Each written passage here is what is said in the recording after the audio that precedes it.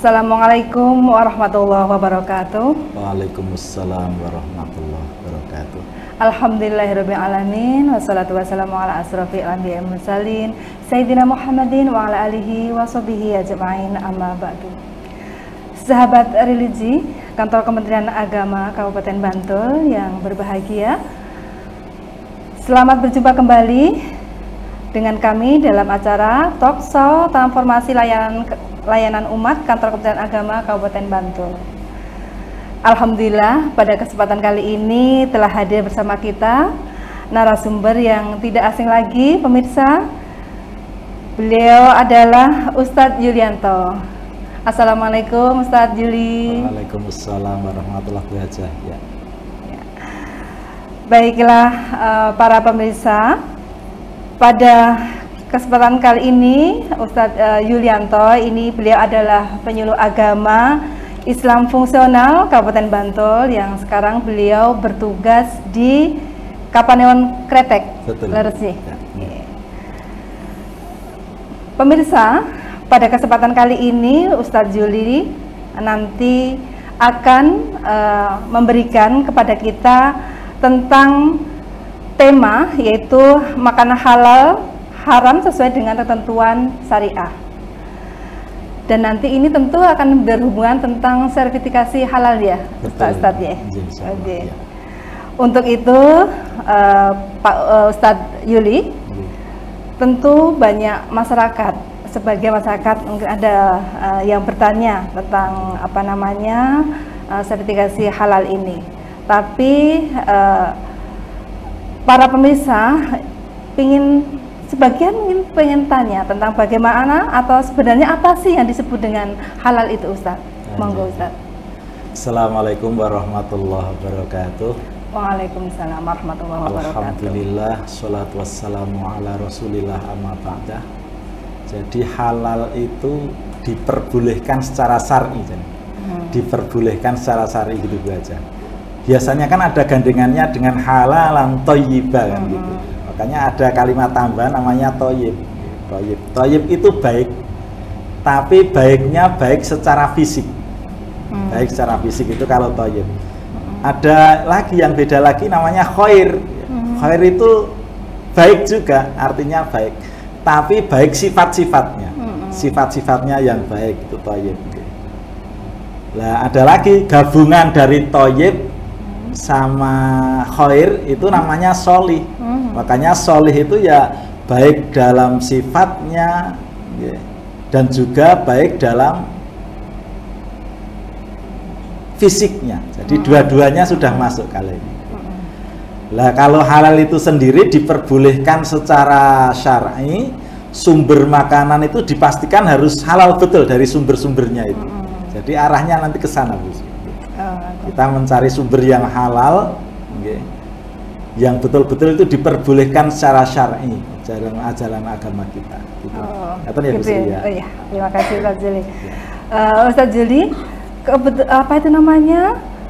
Menurut Ustadz Juli, kira-kira kapan sih muncul halal haram itu dalam Islam? Kalau kita pahami dalam sejarah itu kan ya Bu Hajah ya. Pada waktu Nabiullah Adam alaihi salam sama Bu Hawa itu kan dilarang oleh Allah untuk makan buah kholdi. Makan apa saja boleh di surga itu, tapi satu hal yang tidak boleh, makan buah kholdi ini.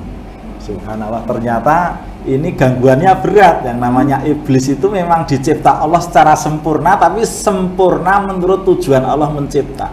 Ini mengganggu Adam, tapi Nabiullah Adam diganggu oleh iblis itu nggak kena, tapi Bu Hawa yang kena. Akhirnya Bu Hawa makan buah kholdi itu, ngejak Kanjeng Nabi Adam juga makan buah kholdi. Akhirnya dua-duanya makan buah yang diharamkan oleh Allah. Ini sejarahnya dari sana, Bu, sebenarnya amal itu. Kemudian dua-duanya ini oleh Allah diuji dulu di dalam bumi ini, di bumi yang kalau menurut sejarah ciptaan Allah itu kan alam yang paling atas itu kan ars itu. Di bawahnya ars ada yang namanya surga. Surga lapis 7. Ars juga lapis 7 sebenarnya sama. Di bawahnya ada neraka lapis 7. Di bawahnya neraka ada alam barzah juga di sini. Alam barzah ternyata tinggi di bawah neraka. Itu lapis 7 juga. Kemudian di bawahnya ada langit 7, di bawahnya ada langit dunia. Kemudian yang di bumi ini paling akhir, paling bawah. Itu Nabi Adam diletakkan di bumi ini. Saat itu semacam itu. Nah, ini sejarahnya ini yang namanya halal haram dari awal semacam itu. Gitu ya Bu ya. Ustaz Juli, terima kasih sekali. Ya. Ustaz Juli, tadi disampaikan apa namanya, kira-kira dampaknya andaikan ya kalau kita itu memakan makanan yang haram itu seperti apa? Ya. Jadi ada 2 masalah ini Bu. Kalau seseorang memakan makanan yang tidak halal, itu dampaknya ke ruh kita sebenarnya, ke ruh kita. Ati wong itu sudah mati, iso peteng gitu bahasanya. Tapi kalau yang dimakan itu tidak thayyib, tidak baik secara fisik, itu dampaknya di jasad kita, di jasad kita. Nah, ada 2 pengaruh ini. Memang dua-duanya ini penting. Roh itu juga penting, jasad itu penting. Makanya dalam bahasa Al-Quran ada namanya al-bashar. Al-bashar itu manusia tapi dalam wujud jasmaninya. Ini yang rusak ini biasanya kalau tidak thayyib. Tapi kalau tidak halal itu yang rusak yang kedua, ruhnya ini, ruhnya. Bahaya juga ini. Manusia kan punya kekuatan batin yang hebat sebenarnya. Mudah-mudahan para pemirsa tahu ini, masalah-masalah semacam ini. Ada kekuatan dalam batin. Kalau di dalam bahasa jasmani itu ada panca indera, dalam batin ini ada panca batin juga kuat. Contoh pertama ada yang namanya basyirah. Basyirah itu mata batin, mata hati. Ini juga untuk melihat, sama untuk melihat sesuatu yang benar, sesuatu yang salah. Makanya hakikatnya manusia itu tahu sebelum bertindak. Ada seorang pencuri, sebelum mencuri dia tahu kalau mencuri itu hukumnya salah, dosa. Gitu ya Bu Sri? Iya. Iya, macam itu. Manusia hakikatnya sama, tahu semua semacam itu, tahu. Ada kekuatan yang kedua dalam roh. Roh itu kalau sebutan lain kan insan kita, insan. Nah, dalam roh insan ini kan ada yang namanya domir. Kekuatan namanya domir. Domir ini sifatnya af'al. Jadi perintah melakukan atau tidak melakukan. Di dalam roh ada semacam itu. Ini kalau makanannya haram, ini yang rusak hal-hal semacam ini. Yang tadi basirah untuk melihat tidak bisa melihat yang benar yang salah, ya. Kemudian domirnya untuk melakukan sesuatu itu kecenderungannya yang salah terus. Ini yang bahayanya ke sana arahnya. Ini yang namanya domir. Jadi setiap orang mau melakukan sesuatu sebenarnya dia ada bisikan. Katakan Bu Hajah mau sholat, saya mau sholat ke masjid apa di rumah, ya di masjid apa di rumah. Pasti ada pertentangan semacam itu kadang-kadang. Mau bekerja hujan-hujan, ini saya mau bekerja sekarang atau nanti, bekerja sekarang atau nanti. Itu suatu saat ada. Ada dalam batin semacam itu Bu Sri. Terima kasih Pak Juli. Iya, tapi masih ada Bu Sri. Sangat menarik sekali, tapi kita perlu ada yang mau lewat. Oke, siap. Silakan.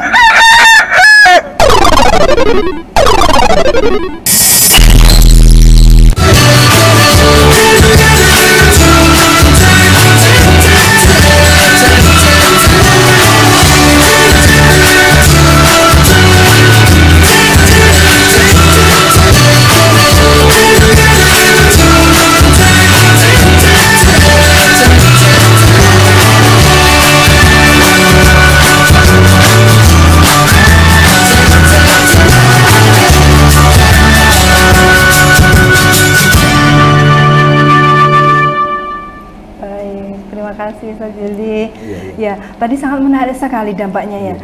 Bisa dilanjutkan sedikit lagi, saya pengen tahu lebih dalam lagi nih kayaknya pemirsa ini. Betul, monggo. Tadi kekuatan batin dalam tubuh itu ada yang namanya basirah, kemudian ada yang namanya domir, yang ketiga itu ada yang namanya fuad. Fuad itu yang menghakimi badan kita, yang menjadi hakim. Ketika kita ragu-ragu dalam 2 hal, 3 hal dan begitu seterusnya, maka kita menghakimi dalam batin kita itu. Kata orang itu yang disebut dengan suara hati di sini namanya. Suara hati situ. Nah, ini hakimnya tubuh ini. Bu Sri pas hujan-hujan mau berangkat kerja sekarang atau nanti, langsung bismillah saya bekerja sekarang karena ini amanah. Bu Sri berangkat, itu yang namanya batin, kekuatan batin yang ketiga ini fuat ini, fungsinya semacam ini. Dan yang keempat itu ada yang namanya asror. Dalam batin itu ada asror. Asror ini mencari sesuatu yang sifatnya rahasia.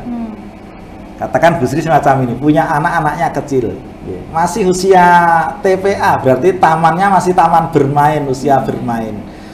Biasanya anak ini meriah, seneng main-main, seneng ngaji, pokoknya ceria lah, main bal-balan dan begitu seterusnya.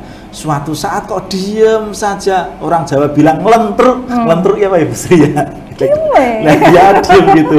Nah, semacam itu, Bu Sri pasti ada dalam batin bertanya, kenapa? Ini anak saya ada apa kan gitu ya. Iya, itu manusiawi semacam itu Bu Sri. Karena ada kekuatan batin ini. Kekuatan batin ini kalau diperlebar, biasanya untuk kekuatan batin ini biasanya ada macam tim survei barang itu kan dari sini kekuatan yang ini. Ingin mencari sesuatu yang sifatnya rahasia kan gitu. Nah, dan yang terakhir itu di dalam kekuatan batin itu ada yang namanya latiful asror. Jadi perangkat lunak diri kita. Ada perangkat lunak. Ada memori, pendengaran kita, itu ya, penglihatan kita. Ini kan perangkat-perangkat lunak kita. Ada kita semacam itu. Kalau dalam bahasa komputer namanya softwarenya, softwarenya. Jadi manusia juga punya software sama, punya software kita itu. Nah, software kita itu ya ini, yang namanya latiful asror, perangkat lunak dalam diri kita. Jadi ada 5 tadi ya.